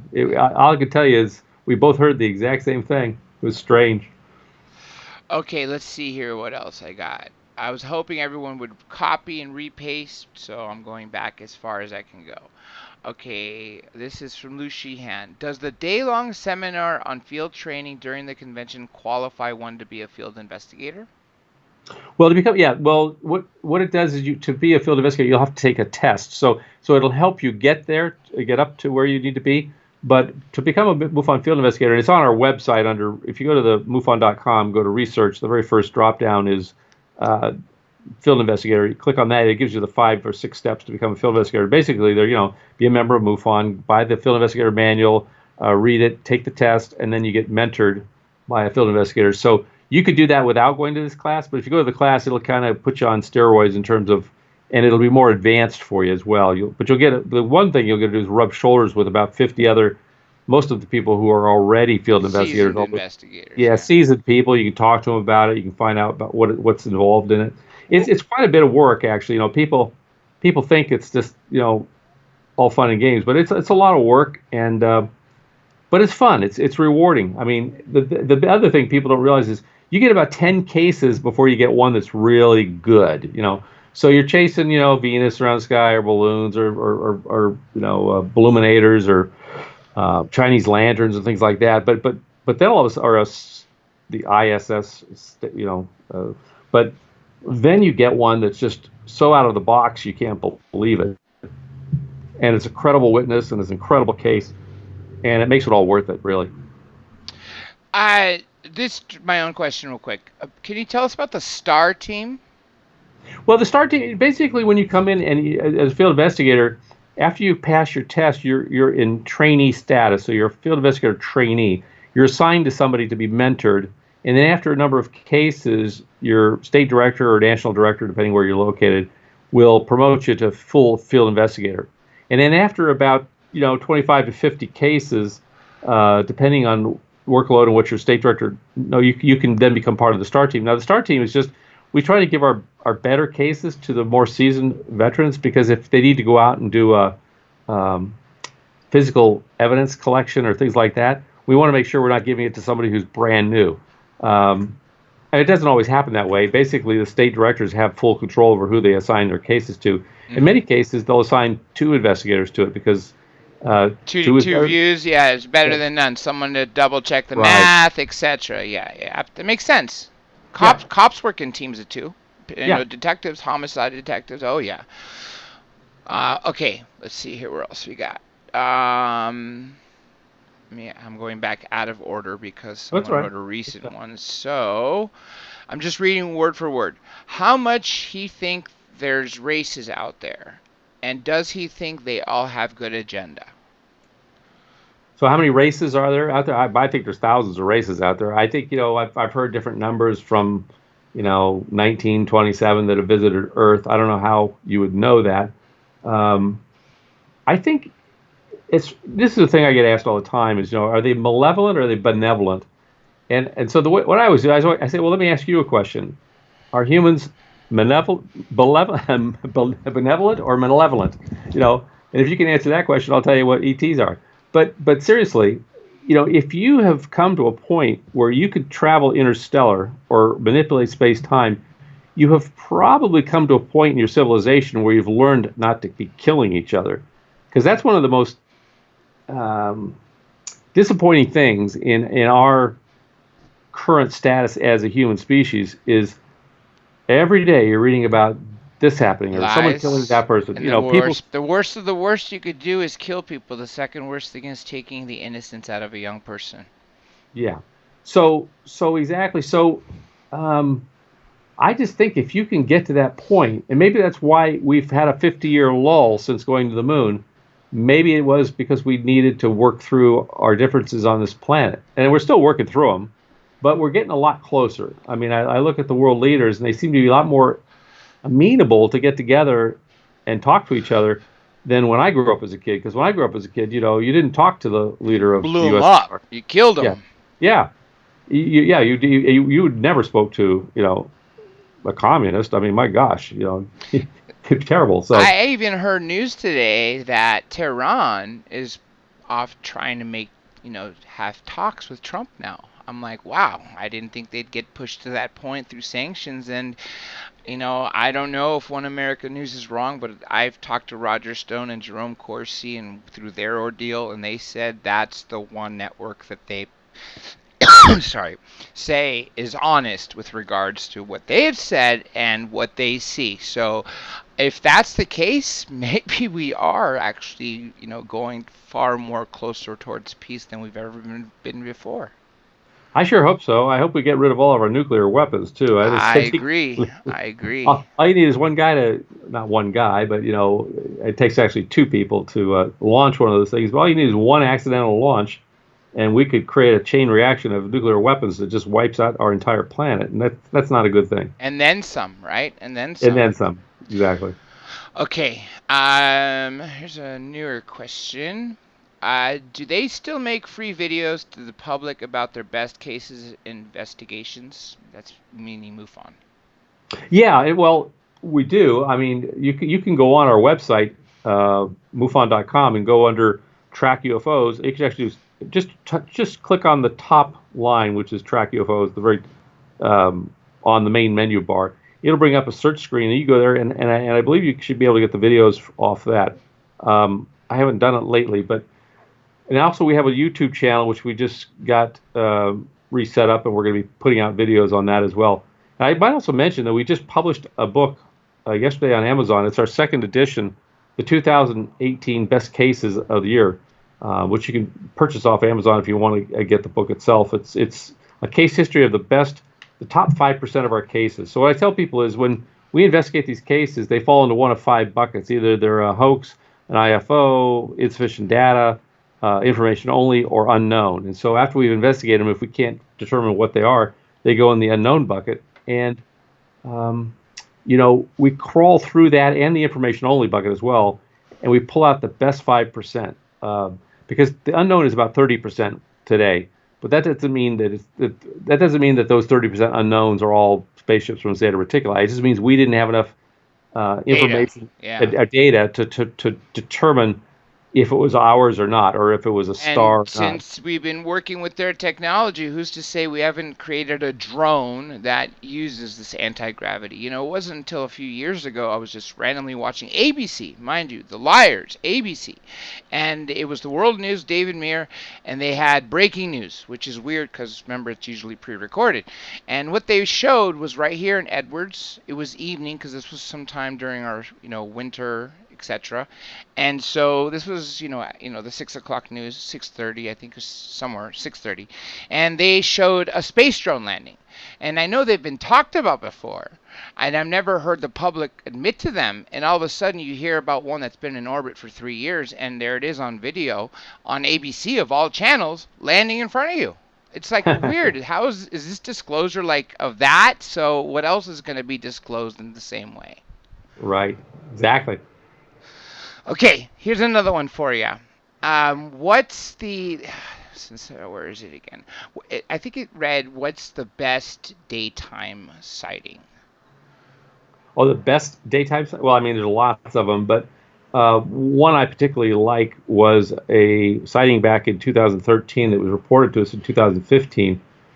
We call it the barbell case, and it was by a defense industry executive who ran his own company as a defense contractor, and he was bear hunting up in northern Ontario, Canada, with two of his buddies. When at the end of the day, when they were getting ready to drive back to their place where they were staying, they saw this barbell-shaped craft 400 feet from them going very slowly across the sky. He caught it on his video camera. Unfortunately, well, first off, it shut his camera off, so he couldn't take a picture of it at all. But when the craft moved a quarter of a mile away, and it was 400 feet, and then it got to a quarter mile, which would be about 1250 feet, his camera turned back on. He was able to get it on video. When he got done, or was later in the car watching the video, it had wiped out the image, but it left all of the electromagnetic pulsing that the craft was doing on the thing. And so he's done quite a bit of analysis on that. We used to have that on our website. I don't know if we still do in terms of the whole video about his analysis of the video itself. I know he was also looking to get someone from Germany to see if they could phase shift the video backwards so that the image would reappear. But that's probably one of the best cases I've ever heard of, because it had multiple witnesses. It was a close encounter. It was a huge craft, and he was able to, using CGI, recreate what it looked like. And it was perfectly smooth. It was beautiful. Beautiful craft. The crazy thing is, the guys at Third Phase of the Moon, I know some people make accusations that since they're filmmakers, they hoax their stuff. I can tell you, I worked with them with 7 years. Every single day, they get between 10 to 20 pieces of video. And they have to figure out if it's, they put it out for people to say, we don't, you decide, is it, fake or not. But generally, a lot of what they are able to find, sometimes they're able to catch a whole different stranger with the same object from a different point of view. So much happens every day, Jan. It's a matter of time before this daytime sighting will be, outdone. Oh yeah, absolutely. Yeah, and with better and better camera equipment, now we've got, it sounds like the military's involved trying to capture these things, and hopefully they'll be sharing some of that with the public. They have a lot better equipment than I do. Right? Amen to that. Okay. Stacy Singer, do you think we're being prepped for Project Bluebeam, a false flag alien invasion? I know Dr. Stephen and I are good friends, and I know he believes that we're being set up for a false flag. I don't really know. I don't think so. I mean, I know the guys at TTSA have nothing to do with that. They're just trying to get this stuff out, and they're trying to work on the science behind it and create product out of it through technology. But who's to say? I mean, I think the main thing we need to do, and I think this is part of MUFON's, mission that I'd like to continue with, is just to educate the public so they're not afraid of this phenomenon, so that they understand that it's been here for millennia, that they understand, hey, if they wanted to get rid of us, they would have gotten rid of us a long time ago. There's no need for an invasion of Earth. I mean, these guys have technology so far advanced from what we have that we would be toast. And even that, all they have to do is release a virus. Yeah, right. Yeah, exactly. They could wipe us out so many ways. It's not even funny. So I'm not really, if one comes, I don't know what to say. I mean, we've had false flag operations. I'm not so sure 9/11 wasn't a false flag operation. I'm not so sure. We know the Gulf of Tonkin back in Vietnam War was a false flag. We'll probably read about it 50 years after it happens that it was actually a false flag. Maybe we won't know about 9/11. I know there's so many inconsistencies. There's a flight attendant who worked that day, but fortunately she landed before things happened. She runs the largest research on this. She has like thousands of pilots and people involved in the NTSA, the FAA, and the structural engineers, she said without a doubt, there is no way. And by the way, did you know that the people that CNN put up were chosen, according to her, by Robert Mueller for one? But more importantly, a lot of them were pilots who flew for Saudi Air, and they had to sue the U.S. for defamation, and they won. What does that tell you? They're not lying. Yeah. Yeah, no, I think there's a lot of things there that don't add up in my book, but that's a whole different topic. Yeah, it is. Totally. You could do hours on that. And you know what? If we did, we'd be demonetized on YouTube. That's a fact. Because all of the interviews with her are demonetized. Okay. Let's see here. Let me read this word for word. Jimmy Hughes.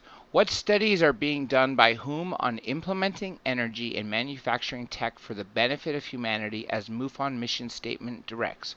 What is MUFON doing regarding this concept? Well, one of the things I've been doing is trying to develop relationships with some of these physicists who are working on fast and light travel. James Woodward, who wrote a book on wormholes and star travel, is a professor here at Cal State Fullerton.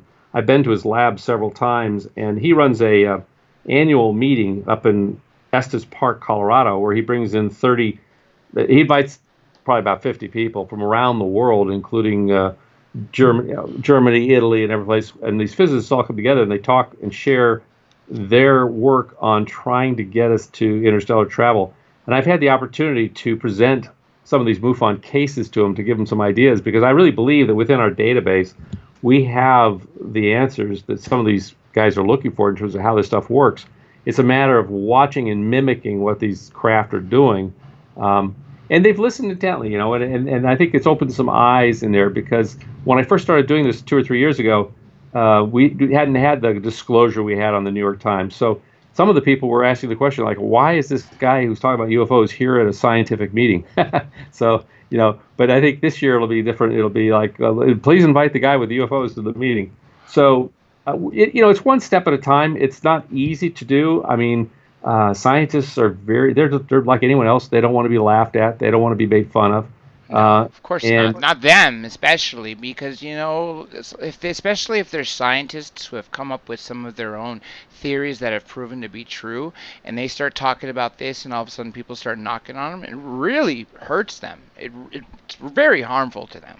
Well, and their whole thing in life is ultimately maybe getting a Nobel Prize, and they don't want to squirrel that opportunity. So, it's a slow road. But I since this December 16th, 2017 announcement, I'm seeing a shift in the scientific community and wanting to get involved. I've had at least 5 scientists call me since they want to get involved with MUFON. They want to create something. We're looking at a structure right now that we can bring people in and share data with them and have them work on different projects to push this along. But it's really not MUFON doing the research as much as it is our universities, our private enterprises, our large corporations like an IBM, putting some of their money towards this topic, because they're spending $6 billion a year. Maybe they can afford $100 million to look at it. It's certainly more than we could afford as a small nonprofit. So this is where we need to be going with this, and I think it's happening. I feel the dam has burst and the water's flowing down the valley, and we've got huge benefits coming to us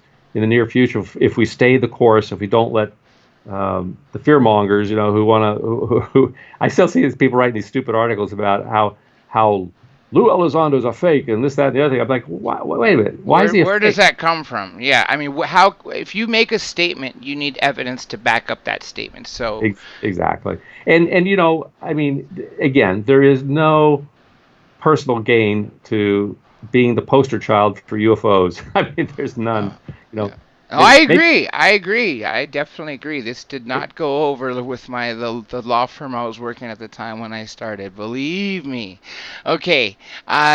Jimmy Hughes wants to expand on this. He said, I asked about energy and manufacturing to help humanity. Well, okay. So let me, as far as, and when you say energy, I guess you're just talking about free energy specifically. I mean, we're not doing any, IBM are not, IBM, yeah. We MUFON are not doing any, it's a faux pas there. We, MUFON, are not doing anything specifically with regard to free energy. There are people out there, though, working on that. It is a major thing. I think part of this whole concept of space-time manipulation will probably have some energy relations things in it. as far as manufacturing goes, I think that's going to come about with these metamaterials and pushing the envelope on developing things. If you remember the big thing about Roswell, we had the pieces of metal that were picked up, and when you folded them up, they would unfold. You go back to the original shape. I mean, that is now possible that we can build that stuff with what we know from a metallurgy standpoint. So I'm not sure if I'm answering the question or not, but there are things happening. This is from Rockstar. What do you know about structures on the moon? Yes. What You do I know personally them. You know about them. know? All I know about structures on the moon is my good friend Carl Wolf, who got whacked by a Mack truck this past year, which really ticks me off, shared with me privately 30 years ago that he had this experience when he was in the Air Force back in 1967, and he was in a classified group, photo analyst group, and he was a photo maintenance technician. And late one night, his boss called him and said, "I need you to go over to NSA headquarters at Langley and fix a printer." He thought he meant NASA. He didn't know there was a thing called NSA, National Security Agency. Yeah. No, So most people didn't.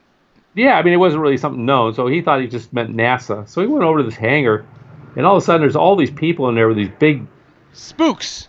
Yeah, well, it was people sitting there looking at video screens of stuff, and he said they had a look of fright. He said two things that struck me. One was it looked like the United Nations. He says it wasn't. It was all kinds of people from all over the world. It wasn't just Americans. And he said number two, they had a look of fright on their face. So he was there to fix a printer. So he was taken by another airman second class into the printer cipher lock room, shown the printer, and told him this is what they needed to fix. Well, he's trying to figure out how to get the printer out of the room into someplace that had more light so he could fix it. The airman said, "Hey, you should look at this. Look what we found on the moon. We found bases." And he actually was shown photographs of buildings on the backside of the moon. And of course, he immediately became frightened because he knew he didn't have the high enough classification to know what the guy was showing him. Wow. And at that moment, a colonel walked into the room, and so they stopped talking. He got the printer out, he fixed it, and he put it back. And left, and forgot. And he went home thinking, "Oh my gosh, there's going to be this huge announcement tomorrow that we found, buildings on the backside of the moon." And 30 years later, he's still waiting for that announcement. It never came. It's crazy because, even with Eisenhower, with that meeting, so people say so-called meeting, but there seems to be so much more evidence now that Eisenhower did, in fact, meet at Edwards Air Force Base. Back then it was called Muroc Airfield. 3 different ETs, as many as 3. And some of the people who are now claimed to have been there are Albert Einstein, Cardinal, was it Mahoney, or I could be wrong about the Cardinal's name, but also, who's the aviator again? Howard Hughes. Howard Hughes was one of the people. And one of the people who was present with, he was a British dignitary, and I think he came with the ambassador or something like that. And when he got home, he sent a written letter, and he talked about meeting these beings who was there, and more importantly, he said that the president is getting ready to make a world statement in May. Now, this is 1954. That guy probably passed away with that, statement never coming. Yeah, well, it's funny you should bring that up because not too long into my tenure here as executive director, I got a phone call from a retired airline pilot.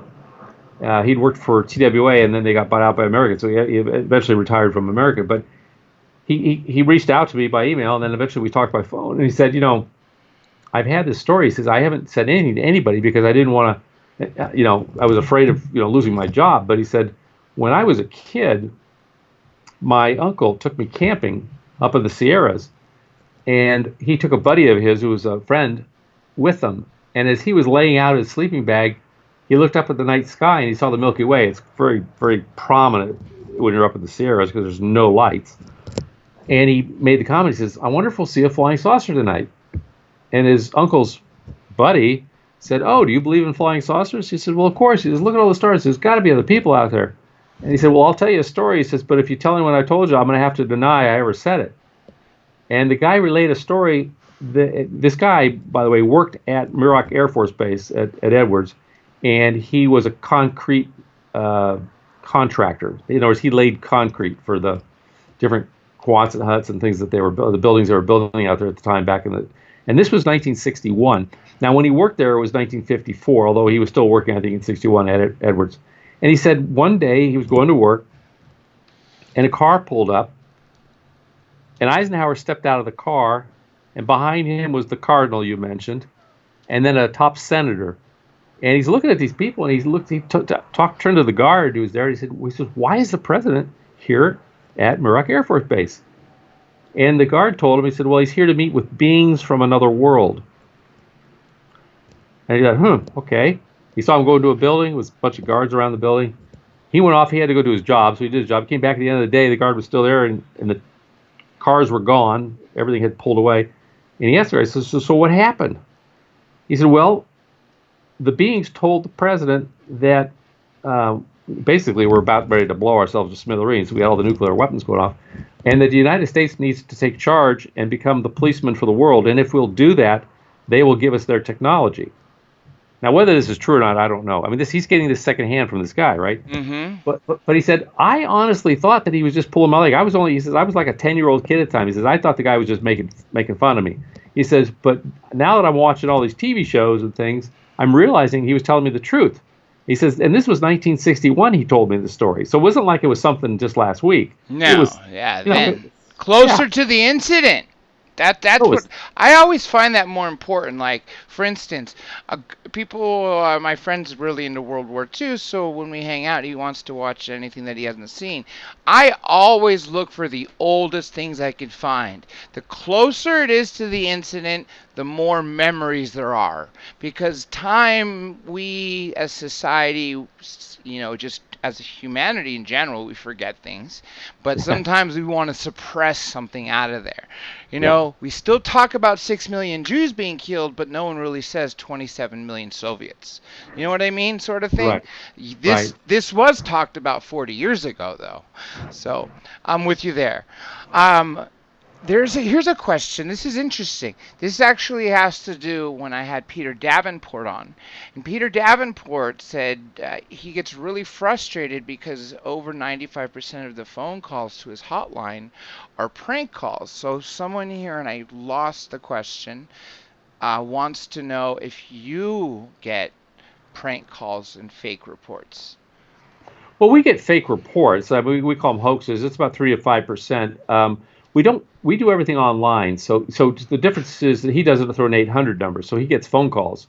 So it's easier to do a prank. It's hard to do a prank call through because we actually ask people a lot of questions, right? Oh, I know. I've seen it. Yeah, because I have an 84 incident I still haven't put there. So I'm doing that. Well, we've actually tried to simplify it. So we've made it so it's mobile phone friendly.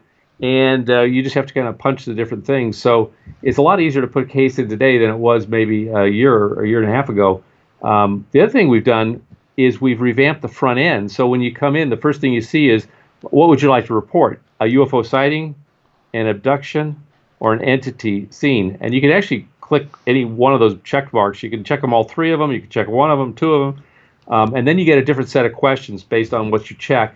But it moves much quicker. And then we also have a experienced research team that when people report an abduction and or a contact with an extraterrestrial or just say non-human entity, because I think there are non-human entities that are not extraterrestrial, we have a team of people who can actually meet with them and help them through that. So, or at least get the report taken. So we're moving along, and we feel it's important to collect that data, because if there ever tries to be some kind of a thing that false flag or whatever like that, I think it's important to have data that backs up what we're seeing, which is the fact that over 80% of these interactions with these craft and with these beings is seen as positive by the witnesses. So that's an important fact. Mm-hmm. It is, because they're not talking about being threatened or harmed in permanent ways, etc. Yeah, exactly. Here's the last question I see. Okay, I'm going to read it word for word. Dr. J, tell your guest about the UFO sightings and experiences happening in Topanga Canyon Road. In addition, there are Dogman sightings there as well. So go ahead and tell me about them. That's what I don't know. I mean, we both know Preston very well. He was actually the whole reason I went from passive researcher, paying attention to MUFON and everything out there, to like deciding to do a radio show. So, and it was his one book, Jan. I'm going to tell you that. Even though I had experienced what I did in 84 and 90, and then in 84 immediately, my parents taught me no allowance. You got to work for everything like we did. So my father at a restaurant, and 4 or 5 years old, I'm seating people, and then I go up to the register. The first thing I do when I earn my first $10 after the first BB gun, that was the first thing I bought, was I found an ad in LA Times Classifieds, and it was a guy from MUFON named Milo. I don't know if you know any members like that. He lived in North Hollywood, and he sold UFO videos for $10 a piece. And I'd go over there, and over time I bought everything. It included bootleg copies of like all the Unsolved Mysteries or Strange Universe, to things like UFOs Are Real, the 78 interview with Stanton Friedman and Jesse Marcel, and it shows a craft over Catalina, to things as bizarre crap like the incident in Lake County. But there was a lot of good there, like UFOs Above and Beyond, Chariots of the Gods, of course. And so, like, Preston Dennett's book, UFOs Over California, really changed my perception as to how much is really going on. Well, yeah, there's a lot of activity going on out at Topanga. I mean, it's been one of the hot spots for years. But we have hot spots all over the place, right? Mount Shasta, you've got San Luis Valley, you've got different places where these crafts seem to be more prominent. But honestly, they're pretty much everywhere. So are these consistent hot spots, or do they seem to end in waves? Well, I think they're fairly consistent. I haven't done a particular study on it, whether they come in waves or not, but out in that area, that's very close to Thousand Oaks, where I grew up and where I had my own sighting. Those were all Indian grounds not more than 100 years ago. I mean, that basically were Indians that commanded that area. And so there's a lot of interesting activity. I mean, the native people have always been very much into the Star People and that whole thing. So I don't know if that's anything to do with it or not. I mean, there's people said that there's some anomaly out there that causes more of these sightings to occur, whether it's a portal or whatever that might be. But through the years, there have been a lot of things seen in Topanga Canyon and that whole area. It's a very fascinating place.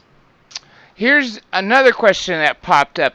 This technically would be the final unless anything else comes. Have you ever examined a crop circle? I actually have. We had one in Laguna Beach many years ago. I didn't know they came here. Okay. Yeah. We had one in Laguna Beach, and we did analysis of it. Yeah, so the crop circles are real. I mean, we don't hear much about them anymore, even though they're still pretty popular. I'm not sure why that is. Maybe because the people who are, Barbara Lamb, for instance, she goes over every year in July, late July, and she leads a team of people to go research crop circles. It's an interesting phenomenon. I mean, it's obviously being done by some form of intelligence, wherever that intelligence is from. I've heard other people say that maybe it's a particle beam weapon from space or a satellite in space that's writing down things, but I don't think so. I think I've seen videos with the orbs in the fields, and all of a sudden then the grain will lay down in a certain pattern based on these craft flying around. So who knows? I mean, they're definitely there, and we do see them, and it is something that we are interested in, but it's not MUFON's primary mission to investigate crop circles, but it is on our radar. Now, what's next for you? I mean, I would hope you could stay as long as possible as international director, right? I mean, that's the best you could do in MUFON, right? Well, I hope that I get to be one of the first passengers on that first interstellar flight, but I don't know if that'll happen. Well, we talked. People have said this before. Let's hijack the sports model. And really, just take it for a ride. I'll go with you. Take it for a spin. Take it for a spin. We'll return it. I promise you guys. Just give us enough element 115 to go and come back, and there you go. You can have it again. Yeah, well, I think for me personally, I think it's just a matter of I just want to keep pushing the the ball up the hill until we finally have interstellar travel and it's being used for peaceful purposes. And then we also have the public in a place where this is just common knowledge. And I think also one thing I see for my future is spending more time in colleges and universities doing public speaking on this subject, because I think it's important to get the young people involved in this. And now that we lost Stanton, we need you to, Jan. We need you to, because he was the only one that was doing it that I know of, at least at universities. Yes. Well, I've already booked I've actually done it before, but I've booked myself at the UCSB, the University of California. That's my alma mater for my bachelor's. Okay. Beautiful place. Yeah, you'll enjoy it. I'll be speaking there, if not November, then in February. We're trying to work on a date right now. Oh, that's sweet. Yeah, but I think that's important, because I think the young kids, they need to be brought up on speed on this thing and the history of it, but also to be prepared as they move into their jobs and hopefully move up in their jobs, to be able to take this seriously and make it part of our everyday existence, frankly. Yeah, I absolutely agree. And it's becoming more and more. See, I'm considered the black sheep in my family. My parents absolutely do not believe, no matter what. I mean, I've tried to show them everything over the years. My mother's starting to pay attention to the Bob Lazar interview, but that she's like, okay, how does that affect me? But my brother, the full skeptic he is, one year he came back from Kuwait, not as a Marine, 10 years after as a private military corporation, whatever you want to call it. I don't know. His job, his name of the title of his job is even freaking classified. And he goes, if you can get, your health together and you're willing to live, in Kuwait for a year, I can get you a job for $500,000 looking for UFOs. I'm like, you don't believe in UFOs. What are you talking about? Since when did this happen? He goes, well, I'll tell you what I can tell you. He says, my roommate is a retired 4-star general from the Army.